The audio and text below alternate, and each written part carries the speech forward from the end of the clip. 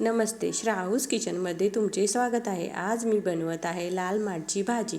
त्यासाठी मी घेतलेले साहित्य: लाल माठ स्वच्छ धुवून घेतली, शेंगदाणे मी भिजत ठेवले होते, कांदा चिरून ठेवला होता. यासाठी मी लाल मिरची वापरते. कढईमध्ये तेल गरम करून त्यामध्ये शेंगदाणे चांगले भाजल्यानंतर मी कांदा आणि मिरची त्यामध्ये घालते. कांदा आणि मिरची घातल्यानंतर ती कांदा आणि मिरची चांगली भाजून घेतली. कांदा मिरची भाजल्यानंतर आपण लाल माठची भाजी त्यामध्ये शिजत घालू आणि ती लाल माठची भाजी तेलामध्ये चांगली परतवून घेऊ.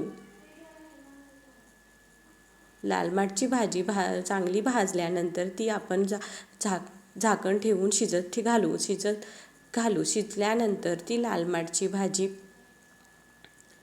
लगेचच मऊ चांगली शिजते. त्याचे सर्व पाणी आपण चांगले हलवून आटवून घेऊ आणि मग तयार आहे आपली ही लाल माठची भाजी. धन्यवाद.